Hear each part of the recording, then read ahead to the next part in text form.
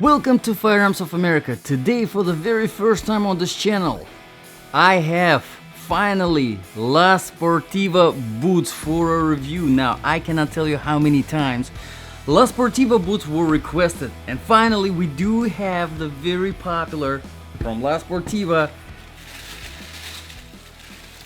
TX4 mid GTX hiking boots, and I am very excited to do this review. Let me tell you guys, overall, absolutely fantastic boot. I really do like it. For the longest time, I thought that the most comfortable, the best outsole was the Salomon, but these are a very serious competition for Salomon. If you are considering between the two, it's a really tough choice. Trust me, these are fantastic. They're lightweight, they're extremely comfortable, they are waterproof. The GTX waterproofing definitely does the job. The outsole is extremely flexible. It's very easy to for pretty much any kind of terrain, and you get amazing stability and traction with this awesome outsole.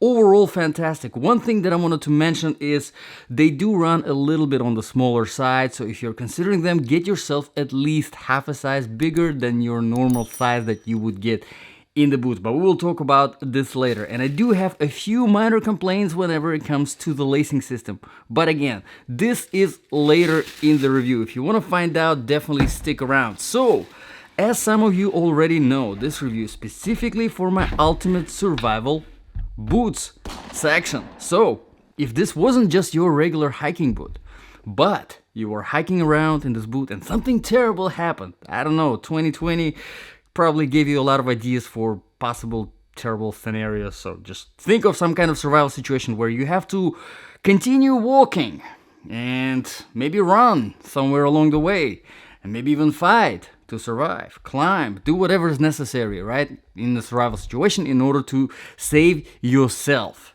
Would these be good boots for a survival? So how do we make the judgment? We make the judgment based on 8 different criteria. If you guys are ready, let's begin. Criteria number 1, of course, the comfort level. Yes, now in order to test the comfort level, I do for all of the boots equally the same test. It's a 3-mile run without stopping, and then a 5-mile walk without any pauses in between. Pretty hard, 8 miles have to cover.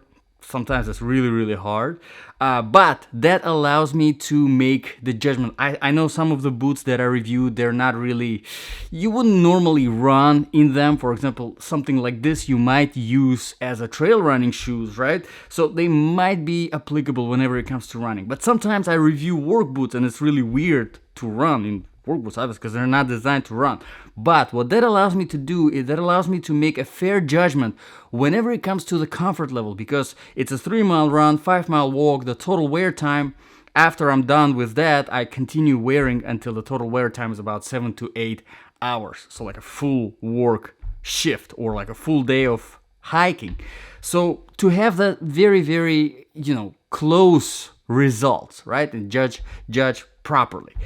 So like I said, these boots, they are unbelievably comfortable. I absolutely love the comfort level of these boots, and there are a few factors. Of course, the very first one of them, right, would be either makes it or breaks it, the weight. So let me tell you exactly how heavy these boots are, and these, for this specific one is size 10, by the way, and as you can see, 16.7. Now, in order to give you a reference number, I always say that if you want the boots that don't slow you down with the weight, right? You can wear them for extended periods of time, and I'm talking about, 10 miles, 15 miles a day. You can run in them and not get fatigued from the weight on your foot, because you will get fatigued from running anyway, but not from the weight of the boot. You want something that is under 20 ounce, and the more under 20 ounce it is, the easier it is to run and walk for extended periods of time in these boots. 16 ounce is very impressive for the mid-size boot with a pretty good protection, which we will talk about later, with waterproofing, GTX waterproofing, which we will talk about later, is very impressive. 16 ounce. And of course, that lightness is one of the things that contributes to comfort. there are a few other things, however, that contribute to the comfort level. Like I mentioned in the beginning, the flexibility of the bottom sole. I mean, just look at that. Look how flexible it is. And what that allows you to do, especially whenever you're running, it allows you to run properly without putting the stress on your ankles, without putting the stress on your knees. And I have to say, La Sportiva did absolutely fantastic job with this outsole. There are a few other comfort factors that contribute to the comfort. Comfort factors that contribute to the comfort. The inner sole, of course. Let's get on the inside. And as you can see, yes, this is my favorite Ortholite. I do absolutely love the Ortholite. Now, the Salomon boots that I mentioned in the beginning, they implement Ortholite pretty much in all of their boots.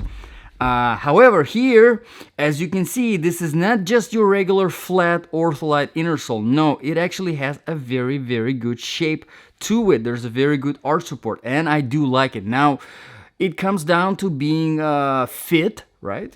Preference of fitment. Some people do prefer this kind of fit, some people don't.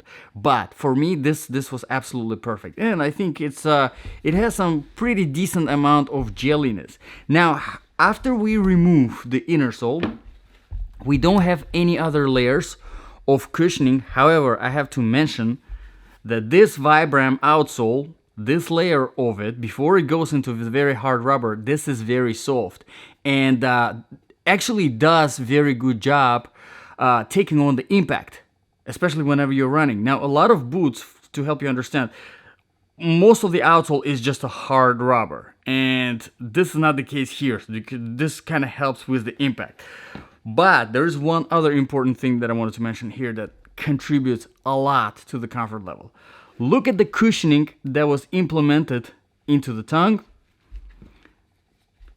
into the shaft, and here on the inside as well. Now, it seems like a regular cushioning in most of the boots. However, this is actually a very jelly, and this is the first time on this channel. I reviewed hundreds of boots, and this is the first time I see someone using this jelly type of cushioning.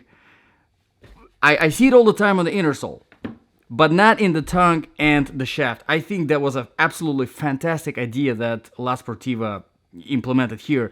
It makes it feel really, really good, really contributes to the comfort. And the last thing that I wanted to mention, it's not really something that contributes or takes away from the comfort because it's more of a personal preference, but these boots do sit very tight on your feet. They create that nice wraparound feeling, which I do like a lot because it helps you with the support a lot. Now, for some people, that tight fit might not be of their preference, so that's why I'm saying it's more of a preference, but this is a tighter fit. I absolutely like it. If you like more open toe box, right, more loose or wider fit, you might want to consider some other options out there. But overall, on the comfort level, this boot, I would give an absolutely 100% solid 10 out of 10 without even thinking. And just to give you just give you kind of like a reference how hard it is to get, there was only one other boot that I gave a 10 out of 10, and that was a Salomon X Ultra 3 Mid GTX. That is my best ultimate survival boot of 2019, which I've done a video if you want to check it out. I'm this impressed with the comfort level. But let's move on to the criteria number 2, the proofing and protection. Like I said, GTX waterproofing, a very popular waterproofing technology, a special membrane. Basically what it does is it's not unique to La Sportiva. A lot of hiking boots and a lot of work boots, a lot of tactical military boots, they implement Gore-Tex. It's a very popular waterproofing system that allows for the lightweight and at the same time breathability, right? And gives you that waterproofing, so special membrane implemented into the fabric. I do like it personally. A lot of experienced professional hikers out there, they prefer Gore-Tex waterproofing, so it's pretty good. The only downside of Gore-Tex is whenever you see this Gore-Tex level, expect the boot to be on the pricier side. Yes. Okay, but let's talk about the protection now. Like I said, There's very sufficient amount for this light of the boot. There's very sufficient amount of protection. I do love this harder rubber on the front of the toe. Now, this is not the rubber that will protect you from, I don't know, a weight plate falling on your foot or something like that, right? This is still very soft. But on the rocky road, small rocks, this is really good to have on the hike. Of course, you notice this fabric. This is a harder fabric compared to this one going along the sides, and that gives you some protection as well. And of course, in the shaft, you do have that jelly material. I think it's a pretty good for a mid-sized lightweight boot. I think this is perfect. And of course, your heel is a little bit reinforced, not by a lot. It's still soft, but you do have a little bit from this heavier fabric on the bottom. So on the proofing and protection, great proofing, waterproofing, perfect waterproofing, right? You do have a harder rubber from the bottom that kind of helps you with some protection from sharp objects. But overall, this is more on the lighter side compared to something heavier, bulkier with a lot of protection to offer. Let's move on to the criteria number 3, quality and the design features. Now, quality-wise, I mean, La Sportiva, they know what they're doing. Obviously, absolutely phenomenal boots. They have been around. They have been making hiking boots for a while. They make professional climbing shoes, and I mean, a lot of professional climbers prefer La Sportiva shoes. I mean, the La Sportiva is definitely the trusted brand. And if you check out on Amazon, you will find a lot of good reviews on La Sportiva boots and shoes in general. Now, whenever it comes to the design features, usually here I talk about the lacing system, and this is where I had a few minor complaints. First of all, I am not the biggest fan of these fabric hooks. Now, they kind of give me a little bit of an insecurities that one of these is going to snap. This is just a personal psychological thing. Might not be the case, but one thing that is real, that is a fact, is that the strings do not slide very easily through these fabric hooks, and it is harder to tighten the strings proportionally. And if you are into some more or less serious hiking, you probably do know how important it is to have, that ability to tighten everything proportionally, and at the same time tighten everything fast. And in a survival situation, that might be very important if you want to put the boots on quickly. I do like these hooks on the top. Unfortunately, they do lock, but they don't really lock in place. They still slide out, but they don't full out. So I wish that they, besides locking in here, I wish that they also locked in place over here, again for the purposes of setting different tension in the shaft compared to the body of the boot. But let's move on to the criteria number 4. My favorite one here with this boot, the outsole traction and stability. Now, some of you guys already know who been watching my videos. In order to test the outsole traction and stability, I run and walk on a variety of different surfaces. I start on older asphalt, go into the newer tarmac, then I go into the sand, dry sand, wet sand, dry grass, wet grass, trail surface, rocky road, and then I finish up on some marble and tile, so some shiny surfaces. And let me tell you guys, this outsole performs very good on pretty much everything. Now, compared to the Vibram outsole from Salomon, this is a little bit on the flatter side. I think I almost wish there was a little tiny bit more aggression. Even though I am completely satisfied with it, I think a little bit more aggression would have been nicer. And the only reason why I think more aggression is because the design, the outsole design that was implemented here on the front, is this round one. However, I have to say, compared to Salomon, these boots perform much better on the flat, shiny surfaces like marble and tile. I think they were not really designed for that, but because of the design, they are very stable on flat surfaces. They almost kind of stick to the flat surfaces. I mean, you can run on the tile without any problems, without being afraid that you're gonna slip. It's just very, very good. Overall, absolutely fantastic outsole, and making all of this flexible, very impressive. Absolutely great job, La Sportiva. One thing I wish they implemented here, again, not designed for this, but it would have been a nice plus, some ridges on the sides here to help with the climbing. If you're climbing a rope, climbing a tree, that would be nice. But we'll see. Maybe in TX4 2.0, right? Let's move on to the criteria number 5, temperature. Now, whenever it comes to the colder temperatures, obviously I wasn't testing them in the colder temperature because these are not really designed for winter or anything like that. They don't have any kind of insulation, even though they are waterproof, so they probably would be pretty good in the snow. Very decent outsole for snow, not for the ice, because you do need some spikes and something very, very aggressive for the ice. But they are very light. The material, the fabric is very light, so you will be cold. So I tested them here in Florida. It was about 100 degrees, and in the hot weather, this is definitely what I would pick. Very breathable, even though they're waterproof. Very, very breathable. I think perfect for a hot weather hike, and everything else in between. In the spring, in the fall, I think they would be just absolutely fantastic. I mean, I really do love this boot. All right, so let's talk about the criteria number 6 really quickly. The sizing, like I said, they do run a little bit on the smaller side. Usually I say that if you have, if your normal shoe size, right, and your dress shoes, your sneakers, whatever, size 9, you want to get your boots, whether it's hiking boots, military boots, work boots, whatever, get them in half a size bigger, 9.5, so you can have a little bit of extra space. It will prevent a lot of unnecessary fatigue. Trust me, this is a good advice that I got from one of my friends who does hiking pretty much full time, and that just little tip, saved me from, all of the unnecessary discomfort whenever you're walking or standing or doing whatever in the boots for extended periods of time.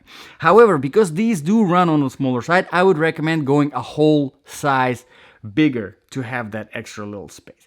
All right, down with the sizing. Let's move on to the criteria number 7 now, the balance of application. So basically, if these shoes, right, boots, really were your ultimate survival boots, you were hiking or they were just sitting in the house and something bad happened, war, natural disaster, whatever, the presidential candidate, not the one you expected, won the election, and now you have to leave your house and I don't know, walk to somewhere else, across the border to Mexico to escape, right? Would this be good boots after all of this review, right? Would they be good? I honestly think they would be freaking fantastic. Honestly, that's on the top of my list. I wish I had these boots. I wish I had these boots laying around in my house so that if I have to walk to Mexico, I can freaking do it in these boots because they're this comfortable, they are this lightweight, just a fantastic freaking boot. I mean, just get them in the right size so that you have a little bit of that extra space and you are good. I mean, you're not gonna be disappointed. They even match my hiking pants somehow from Colombia. It was this orange stripe. I don't know how that happened, but it happened. Overall, I think this is really, really fantastic boot. La Sportiva did an amazing job. Now, the very last criterion here is the price, and this things get a little bit scary, unfortunately, but I warned you because with the Gore-Tex, it comes a little bit of on a heftier price tag. I mean, besides the boot being this good, you also have Gore-Tex. So the price is currently $190. Depending on where you find them, it can go from about 170 up to about 230. So the link for the Amazon is in the description below if you want to check it out. Sometimes the price goes down there. So if you want to save it in your saved list and be alerted when the price goes down, you can do that. I personally think the price is a little bit on an expensive side. All right. I think this is a fantastic boot. Don't get me wrong. It's amazing, amazing boot. You really are getting a lot for the money. But if we take the Salomon Ultra Mid 3X GTX, the mouthful Salomon, the one that won the 2019 Best Ultimate Survival Boot, That boot runs for about $130, and that boot is also mid-size, and that boot is also GTX waterproofing, and it's also unbelievably comfortable and very lightweight for everything it offers. Great protection. Everything is great about that boot.